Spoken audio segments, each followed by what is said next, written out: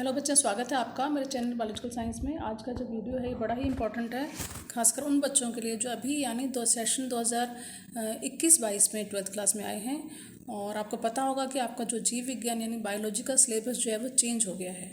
और जो बायोलॉजी की जो नई पुस्तक है उसका जो मुख्य कवर पेज है वो इस तरह से आपको दिखाई देगा।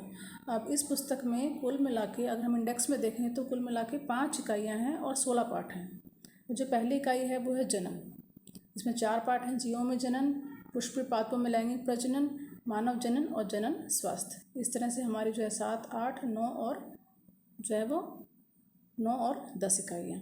अब इसमें पहली इकाई को 6 जो है इसलिए लिखा गया है क्योंकि शुरू की 5 इकाइयाँ जो हैं वो आपने 11th क्लास में पढ़ ली हैं। तब ये जो वीडियो है इसमें हम पहला अपना जो पार्ट है जीवों में जनन और दूसरा जो पार्ट है पुष्प पादपों में लैंगिक प्रजनन, इसका रिवीजन करेंगे। अब ये जो 2 पार्ट हैं जनन और पुष्प पादपों में लैंगिक प्रजनन, इसके ऊपर मैंने 10 वीडियोस बनाए हैं और उन वीडियोस में विस्तार से जनन के प्रकार और पुष्प पादपों में लैंगिक प्रजनन का विस्तार से वर्णन किया हुआ है। आप उन वीडियोस को देखकर और समझ सकते हैं, उससे नोट्स बना सकते हैं। अगर आपने वो वीडियोज़ नहीं देखे हैं तो अगर आप मेरे चैनल को सब्सक्राइब करेंगे तो वो वीडियोज़ आपके पास ऑटोमेटिक आ जाएंगे। अब चलते हैं रिविज़न। पहला पार्ट जीवों में जनन और पुष्प पादपों में जनन। तो रिवीजन में हम जो कुछ मेन टॉपिक्स हैं उनको हम रिवाइज करेंगे, जो हमें याद भी रखने हैं और हमेशा याद भी होने चाहिए ताकि आगे आने वाले जो पाठ हैं हमें ढंग से समझ आ जाए। सबसे पहले देखते हैं जनन क्या है। प्रत्येक जीव अपने समान ही नई जीव संतति उत्पन्न करता है, इस क्रिया को हम जनन कहते हैं। तो इससे जीव जो है उसकी पीढ़ियों की जो निरंतरता है वो बनी रहती है और उसकी जाति का अस्तित्व जो है वो बना रहता है। जनन के प्रमुख रूप से 2 प्रकार होते हैं: अलैंगिक जनन और लैंगिक जनन। अलैंगिक जनन इसे हम एसेक्सुअल रिप्रोडक्शन भी कहते हैं। तो इसमें जो है 2 जीवों की भागीदारी नहीं होती, एक ही जीव जो है वो संतान उत्पन्न करता है और ये संतान जो है वो आनुवंशिक तौर पर पूर्ण रूप से जनक के समान होती है। दूसरा जो है वो है लैंगिक जनन। लैंगिक जनन में 2 जीवों की भागीदारी आवश्यक है। इसमें एक नर होता है और एक मादा होता है, दोनों के सहयोग से ही नई संतान उत्पन्न होती है। अब अलैंगिक प्रजनन की जो विधियां हैं वो कई हैं। यहाँ पर हम पौधों की बात कर रहे हैं तो पौधों में कई विधियां हैं: विखंडन है, मुकुलन है, बीजाणु निर्माण है और पुनर्जनन है तथा 5वीं विधि कायिक प्रवर्धन। इसके बारे में भी हमने विस्तार से पहले जो है वो पढ़ा हुआ है। अब है दूसरा है टॉपिक है जैसे लैंगिक प्रजनन। तो लैंगिक प्रजनन में जैसे मैंने बताया कि एक नर होता है, एक मादा होता है। नर जनक से नर युग्म का निर्माण होता है और मादा जनक से मादा युग्म का निर्माण होता है। और दोनों के संलयन से या दोनों जुड़कर युग्मनज नामक नई कोशिका का निर्माण करते हैं। और ये युग्मनज जो है इसमें ही जो है आगे समसूत्री विभाजन द्वारा जो है विकास होकर और नए जीव का निर्माण होता है। अब पुष्प पादपों में जो लैंगिक प्रजनन है उसमें सबसे महत्वपूर्ण हमें पुष्प की संरचना समझनी है और उसके बाद में हमें परागण की क्रिया और पुष्प में किस तरह से निषेचन हो रहा है उसके बारे में हमें विस्तार से जो है वो पढ़ना है। और वो सब आप पुराने वीडियोस में देखकर उसके नोट्स आप बना सकते हैं। अब पुष्प के जो प्रमुख अंग हैं वो है सबसे पहले पुष्पधर। पुष्पधर जो है ये आधार है, इस पर पुष्प के सारे भाग जो हैं वो जुड़े रहते हैं। फिर है बादल। बादल जो है सबसे बाहरी चक्र होता है, ये हरी पत्तियों का बना होता है। उसके बाद है दलपुंज। ये पंखुड़ी रंगीन होती हैं और ये खुशबूदार भी होती हैं, कीटों को अपनी ओर आकर्षित करती हैं।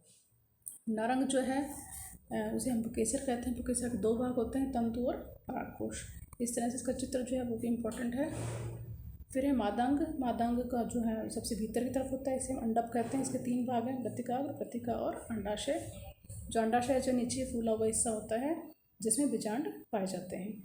और पुष्पों में लैंगिक जनन जो है वो कई चरणों में संपन्न होता है। सबसे पहले परागण की क्रिया होती है, तो नर युग्मक जो है वो वृत्तिकाग्र पर पहुँचते हैं और वहाँ पर जाकर ये पराग नलिका के द्वारा बीजांड में प्रवेश करते हैं जहाँ पर इनका निषेचन होता है। पुष्प पादपों में दोहरा निषेचन पाया जाता है।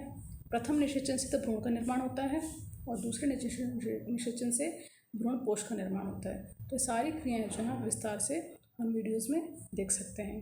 अब लास्ट के जो 2 टॉपिक हैं इस सेकंड पार्ट में वो है असंग जनन और बहुभ्रूणता। असंग जनन किसे कहते हैं? अनेक पादपों में लैंगिक जनन की सामान्य विधि को जो है वो अलैंगिक विधि द्वारा प्रतिस्थापित कर दिया गया है। यानी बिना युग्मक संलयन के जब संतान उत्पन्न होती है तो उसे हम असंग जनन या एपोमिक्सिस कहते हैं। विंकलर के अनुसार ये ऐसी विधि है जिसमें, या हम उसकी परिभाषा लिख सकते हैं, ऐसी विधि जिसमें अर्धसूत्रण और युग्मक संलयन नहीं होता, इसे हम एपोमिक्सिस कहते हैं। और इस प्रकार से बनी जातियों को एपोमिस्टिक भी कहते हैं। और कई जो है वो भ्रूण वैज्ञानिकों ने कायिक प्रवर्धन और अनिषेक बीजता को भी असंग जनन में रखा हुआ है। अब लास्ट जो हमारा टॉपिक है वो है बहुभ्रूणता। बहुभ्रूणता किसे कहते हैं?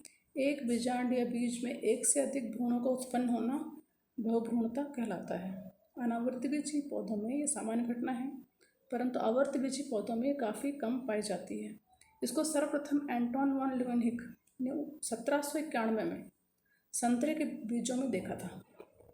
तो इसमें जो है एक से अधिक भ्रूण जो है उन्हें दिखे थे।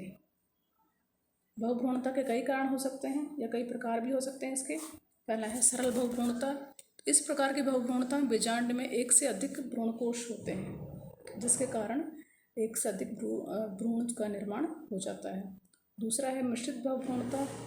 इसमें एक से अधिक पराग नलिकाएं या एक से अधिक पराग नलिकाएं जब बीजांड में प्रवेश कर जाती हैं तो उससे जो है वो कई निषेचन हो जाते हैं और जिससे कई भ्रूण जो हैं वो बन जाते हैं। तीसरा है विदलन बहुभ्रूणता। तो इसमें जब युग्मनज जो है, निषेचन के बाद जो युग्मनज जो बनता है वो किसी कारण से जब दो या दो से अधिक भागों में विभाजित हो जाता है तो उससे बहुभ्रूणता उत्पन्न हो जाती है।